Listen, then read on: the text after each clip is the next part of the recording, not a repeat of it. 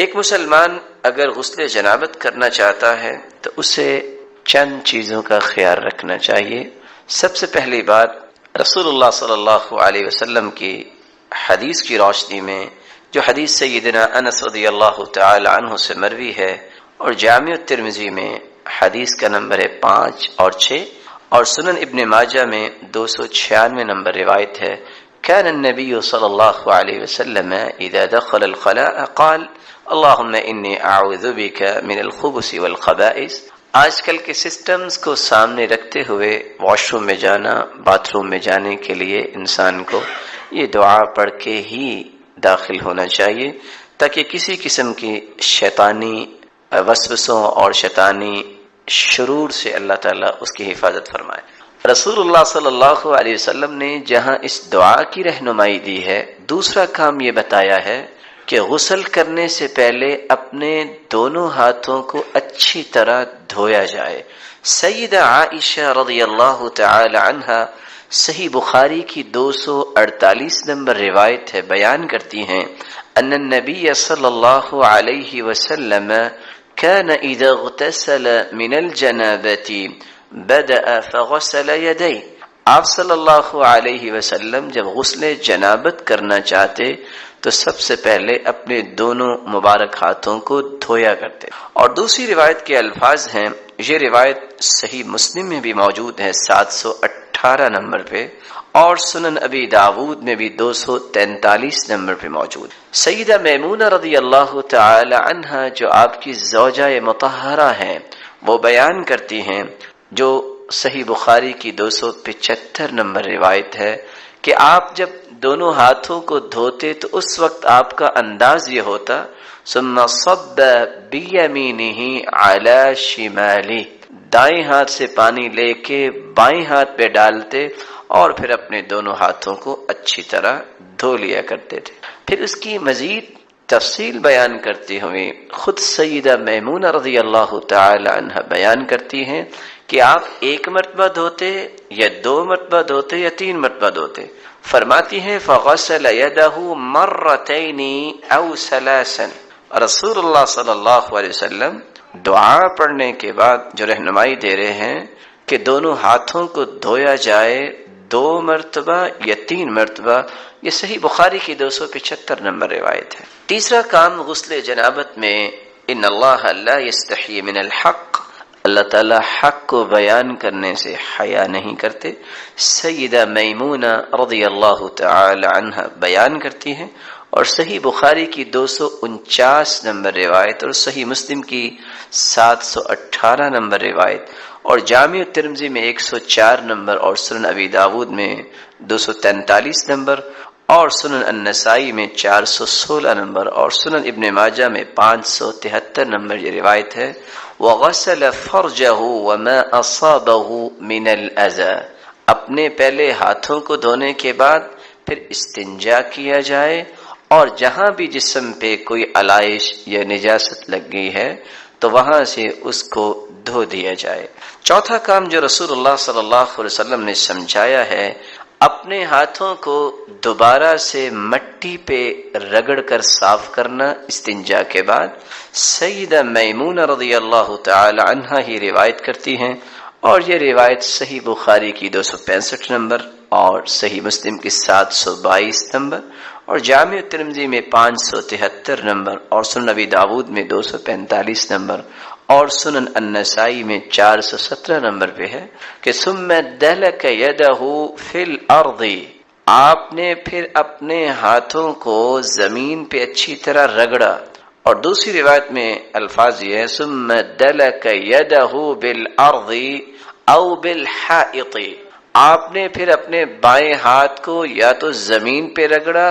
اس وقت دیواریں بھی مٹی کی ہوتی تھی تو آپ نے مٹی کی دیوار جو تھی اس دیوار کے ساتھ جو ہے اپنے ہاتھ کو رگڑا۔ پانچواں کام، دوبارہ رگڑنے کے بعد پھر ہاتھوں کو دھویا جائے۔ رسول اللہ صلی اللہ علیہ وسلم کی زوجہ مطہرہ سیدہ میمونہ رضی اللہ تعالی عنہا ہی بیان کرتے ہیں، صحیح بخاری کی 275 نمبر روایت ہے، صحیح مسلم کی 245 نمبر اور سنن ابی داود کی بھی 245 نمبر روایت ہے، سنن نسائی کی 417 نمبر روایت ہے، فضرب بيده الارض فمسحها ثم غسلها، آپ نے جب اپنے ہاتھوں کو زمین پہ رگڑا اس کے بعد پھر ہاتھوں کو دھویا۔ رسول اللہ صلی اللہ علیہ وسلم نے چھٹی رہنمائی یہ دی ہے کہ دوبارہ دونوں ہاتھوں کو دھونے کے بعد مناسب پانی استعمال کیا جائے اور غسل کرنے میں بھی پانی کا اسراف نہ کیا جائے۔ سیدنا انس رضی اللہ تعالی عنہ روایت کرنے والے ہیں، اور یہ روایت صحیح بخاری کی 251 نمبر روایت ہے۔ رسول اللہ صلی اللہ علیہ وسلم کے صحابی کی یہ روایت 737 نمبر پہ صحیح مسلم میں بھی موجود ہے، اور روایت کے لفظ یہ ہیں، کان النبی صلی اللہ علیہ وسلم یتوضأ بالمد، آپ ایک مد کے ساتھ وضو کیا کرتے، ویغتسل بالصاع، اور ایک صاع کے ساتھ آپ غسل کیا کرتے، الی 5 امداد، 5 مدوں تک۔ یہ وہ پیمانے ہیں جو عہد نبوی میں استعمال کیے جاتے تھے۔ ان پیمانوں کا وزن کیا ہے؟ آپ غسل اور وضو کرتے تو کتنے پانی کا؟ 1 مد 9 چھٹانگ پر مشتمل ہوتا ہے۔ اتنا پانی اگر ہوتا تو رسول اللہ صلی اللہ علیہ وسلم وضو فرما لیا کرتے اور غسل کے لیے 1 صاع استعمال کرتے۔ آج کل اگر اس پیمانے کے مطابق وزن نکالا جائے تو 2 کلو اور 11 چھٹانگ اتنے پانی میں سے آپ غسل فرما لیا کرتے تھے۔ اور مقصود یہ ہے کہ رسول اللہ صلی اللہ علیہ وسلم نے پانی کا اسراف نہیں کیا۔ رسول اللہ صلی اللہ علیہ وسلم نے جب غسل کیا تو رسول اللہ صلی اللہ علیہ وسلم نے 7واں کام یہ سمجھایا کہ تمہیں وضو کرنا ہے جس طرح نماز کے لیے وضو کیا جاتا ہے۔ رسول اللہ صلی اللہ علیہ وسلم کی زوجہ مطہرہ عائشہ رضی اللہ تعالی عنہا ہی روایت کرتی ہیں، اور یہ روایت صحیح بخاری کی 248 نمبر اور 718 نمبر صحیح مسلم کی روایت ہے، اور جامع الترمذی میں 104 نمبر اور سنن ابی داود میں 241 نمبر اور سنن النسائی میں 418 نمبر پہ یہ روایت موجود ہے۔ ثم يتوضأ كما يتوضأ للصلاة، آپ صلی اللہ علیہ وسلم مناسب پانی لے کے غسل سے پہلے وضو کرتے جس طرح نماز کے لیے وضو کیا کرتے تھے۔ نماز کے لیے وضو کیا کرتے تھے۔ وضو کا طریقہ آپ نے سن لیا، لیکن یہاں ایک بات لکھ لی جائے بطور نوٹ کہ جب غسل جنابت کیا جاتا ہے تو وضو کے تمام اعمال کیے جاتے ہیں، لیکن سر کا مسح نہیں کیا جاتا۔ رسول اللہ صلی اللہ علیہ وسلم کی زوجہ مطہرہ سیدہ میمونہ روایت کرتی ہیں، توضأ رسول اللہ صلی اللہ علیہ وسلم وضوءہ للصلاة غیر رجلی، آپ نے وضو کیا جیسے آپ نماز کے لیے وضو کیا کرتے، لیکن پاؤں کو نہیں دھویا۔ ایک بات کہ مسح نہیں کیا جائے گا، دوسری بات اس صحیح بخاری کی روایت کی روشنی میں جو 249 نمبر ہے، آپ نے پاؤں کو اس وقت نہیں دھویا جب وضو کیا۔ سیدنا عبداللہ ابن عمر رضی اللہ تعالی عنہ فرماتے ہیں، انہ غسل قدمیہ بعدما جف وضوءہ، آپ صلی اللہ علیہ وسلم نے وضو کا پانی خشک ہو جانے کے بعد دونوں پاؤں کو دھویا۔ صحیح بخاری کی 275 نمبر روایت ہے۔ لیکن یہاں یہ فیصلہ کرنا ضروری ہے کہ وضو کرتے وقت اور غسل کرتے وقت پاؤں دھوئے کب جائیں گے۔ دوسری روایت کے الفاظ ہیں کہ رسول اللہ صلی اللہ علیہ وسلم کے بارے میں سیدہ میمونہ روایت کرتی ہیں، اور یہ صحیح بخاری کی 275 نمبر روایت ہے، اور صحیح مسلم کی 722 نمبر روایت، اور جامع الترمذی میں 103 نمبر، اور سنن ابی داود میں 245 نمبر، اور سنن ابن ماجہ میں 573 نمبر پہ ہے کہ ثم تنحى من مقامی، جس جگہ آپ غسل کر رہے تھے آپ پھر وہاں سے پیچھے ہٹے، اس جگہ سے دوسری جگہ منتقل ہوئے، فغسل قدمی، آپ نے پھر اپنے قدموں کو دھویا۔ تو ان چاروں روایتوں کو جمع کر کے خلاصہ یہ ہے، وضو کیا جائے گا جس طرح نماز کے لیے وضو کیا جاتا ہے، مسح نہیں کیا جائے گا۔ لیکن اگر آپ ایک ایسی جگہ پہ وضو کر رہے ہیں اور غسل کرنا ہے جہاں مٹی ہے اور چھینٹے اڑ کے پھر پاؤں میں پڑنے کا خطرہ ہے تو آپ پاؤں کو بھی ابھی نہ دھوئیں، جب غسل کر لیں تو اس کے بعد پاؤں کو دھوئیں۔ اور اگر آج کل کے جیسے سسٹم ہے کہ انتہائی نظافت کے ساتھ سسٹم کو ترتیب دیا گیا ہے اور چھینٹے پڑنے کا کوئی مسئلہ نہیں ہے تو پھر پہلے سے ہی اپنے پاؤں کو دھو لیا جا سکتا ہے۔ رسول اللہ صلی اللہ علیہ وسلم نے 8واں کام یہ بیان کیا، سیدہ عائشہ بیان کرتی ہیں ثم يدخل اصابعه في الماء، آپ نے اپنے دونوں ہاتھوں کی انگلیاں پانی میں داخل کی، صحیح بخاری کی 248 نمبر روایت ہے۔ اور 9واں کام یہ کیا، پانی کے ساتھ اپنے ہاتھوں کو گیلا کرنے کے بعد بالوں کی جڑوں میں پانی کو داخل کیا، دونوں ہاتھوں کو اسی طرح اپنے بالوں میں لے گئے، بالوں کی جڑوں تک پانی پہنچانے کے لیے۔ سیدہ عائشہ رضی اللہ تعالی عنہ روایت کرتی ہیں، یہ صحیح مسلم کی 718 نمبر اور صحیح بخاری کی 248 نمبر روایت ہے، فَيُخَلِّلُ بِهَا أُصُولَ الشَّعْرِ، پھر آپ صلی اللہ علیہ وسلم نے بالوں کی جڑوں میں اچھی طرح خلال کیا۔ اور دوسری روایت کے الفاظ یہ ہے ثُمَّ تَخَلَّلَ بِيَدِهِ شَعْرَهُ، پھر آپ نے اپنے ہاتھوں سے بالوں کا خلال کیا، کب تک؟ حتی اذا ظن انہ قد اروى بشرته، جب تک کہ سر کی جلد کو تر نہیں کر لیا۔ ثم افاض علیہ الماء 3 مرات، پھر آپ نے 3 مرتبہ اپنے سر مبارک پر پانی کو بہایا۔ 10واں کام، ہم یہ کام اس لیے ترتیب سے اور نکات کی شکل میں پیش کر رہے ہیں تاکہ کوئی چیز فوت نہ ہو جائے اور یاد کرنے میں بھی آسانی ہو۔ پھر رسول اللہ صلی اللہ علیہ وسلم نے 3 چلو پانی کے اپنے سر مبارک پہ ڈالے۔ سیدہ عائشہ رضی اللہ تعالی عنہ، صحیح بخاری کی 248 نمبر روایت اور صحیح مسلم کی 718 نمبر اور سنن نبی داود کی 242 نمبر اور سنن النسائی کی 418 نمبر روایت ہے، اور سنن ابن ماجہ میں 574 نمبر یہ روایت ہے۔ ثم يصب على رأسه 3 غرف بيده، پھر آپ نے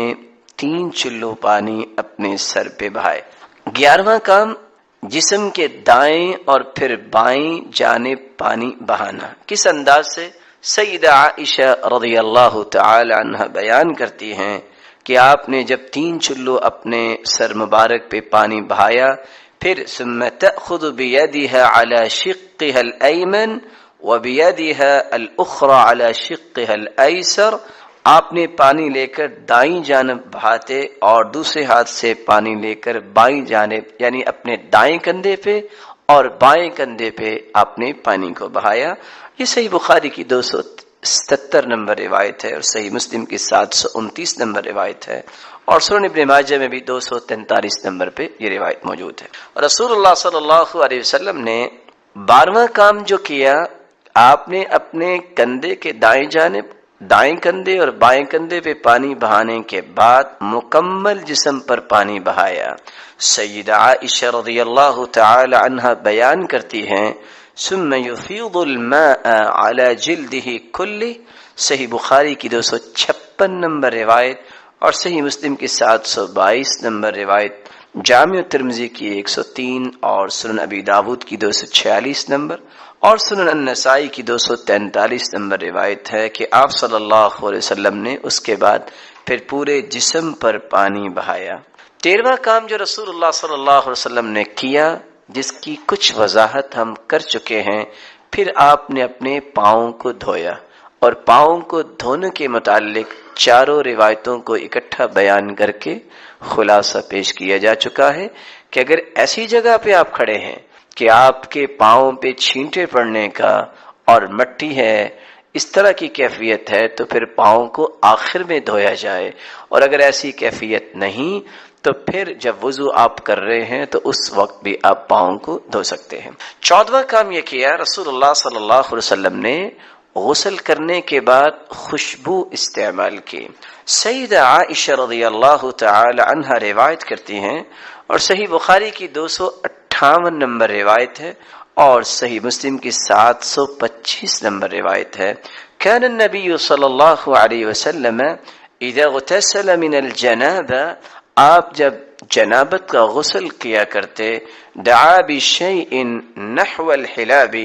تو آپ خوشبو منگواتے اور اس کو استعمال کیا کرتے۔ رسول اللہ صلی اللہ علیہ وسلم نے 15واں کام یہ کیا، اپنے جسم کو ٹاول کے ساتھ نہیں بلکہ اپنے ہاتھوں کے ساتھ صاف کیا۔ رسول اللہ صلی اللہ علیہ وسلم کی زوجہ مطہرہ سیدہ میمونہ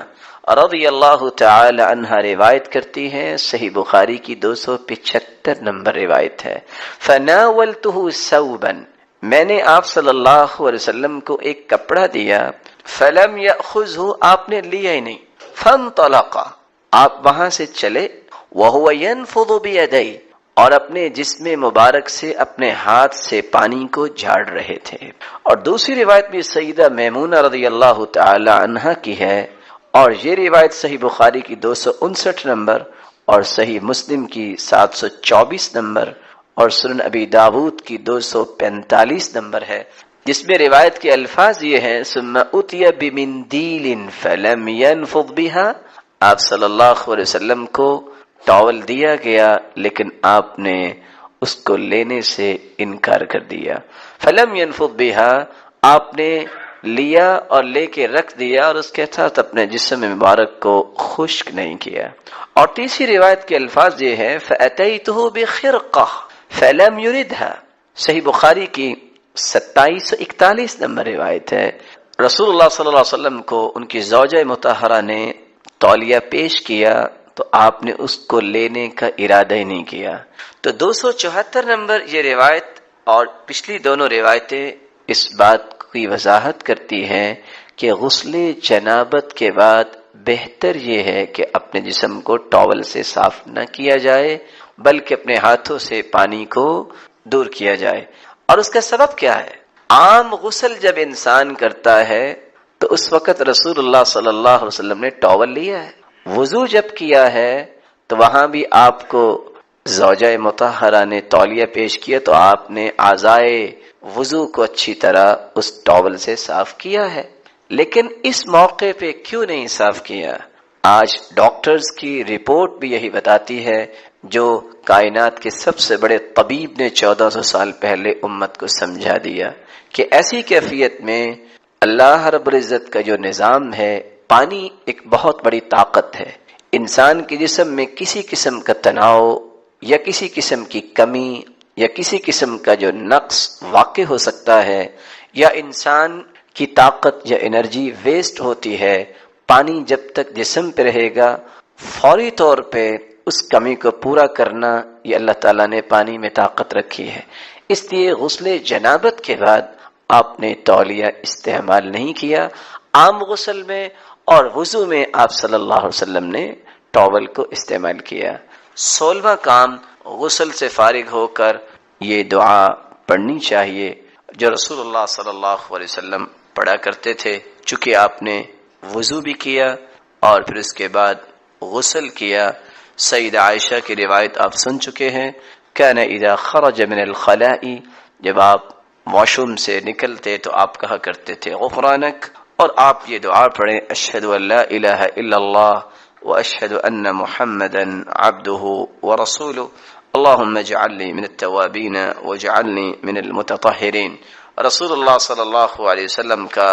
طریقہ مبارک یہ تھا کہ آپ جب غسل کرتے اور اس سے پہلے وضو کرتے تو پھر غسل کے بعد وضو نہ کرتے، اسی غسل کے ساتھ جس سے پہلے وضو کیا ہے پھر غسل کیا، اسی وضو کے ساتھ آپ نماز پڑھا کرتے تھے۔ ہاں،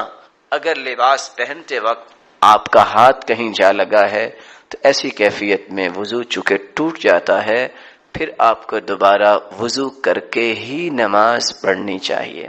رسول اللہ صلی اللہ علیہ وسلم کے فرامین میں سے ایک فرمان جو تعلق رکھتا ہے اس وقت مرد اور عورت کے ساتھ، اگر مرد غسل کرتا ہے تو اس کو اپنے سر پہ پانی ڈالنا ہے، کیا عورت اگر غسل کرتی ہے تو اس کو اپنے سر کے سارے بالوں کو کھولنا چاہیے کہ نہیں کھولنا چاہیے؟ دو روایتیں اس بات کا فیصلہ کرتی ہیں۔ رسول اللہ صلی اللہ علیہ وسلم کا فرمان ہے، ثوبان رضی اللہ تعالی عنہ روایت کرتے ہیں، اور یہ روایت 249 نمبر صحیح ابی داؤد کی روایت ہے، اور 616 نمبر صحیح الجامع کی شرح السراج المنیر کی روایت ہے۔ اما الرجل، رسول اللہ صلی اللہ علیہ وسلم نے فرمایا، رہا مرد، فَلْيَنْشُرْ رَأْسَهُ، اس کو سر کے بالوں میں پانی ڈالنا ہے، اس کو کھولے، فَلْيُغَسِّلْهُ، اور اچھی طرح اپنے بالوں کو دھوئے۔ آخری بات جو غسل کے متعلق ہے کہ پانی اگر نہیں ملا تو پھر انسان کو کیا کرنا چاہیے۔ پچھلی مجلس میں آپ روایت سن چکے ہیں، پانی کی عدم موجودگی میں جب وضو نہ انسان کر سکے تو تیمم کرتا ہے، اسی طرح غسل کرنا چاہتا ہے، پانی نہیں ملا تو غسل کی جگہ بھی وہ تیمم کر کے نماز پڑھ سکتا ہے۔ رسول اللہ صلی اللہ علیہ وسلم کے صحابی عمران بن حسین الخزاعی بیان کرتے ہیں، اور یہ روایت 348 نمبر پہ ہے صحیح بخاری میں، ان رسول اللہ صلی اللہ علیہ وسلم رأى رجلا معتزلا، آپ صلی اللہ علیہ وسلم نے ایک آدمی کو دیکھا کہ وہ صحابہ سے الگ ہو کے بیٹھا ہے،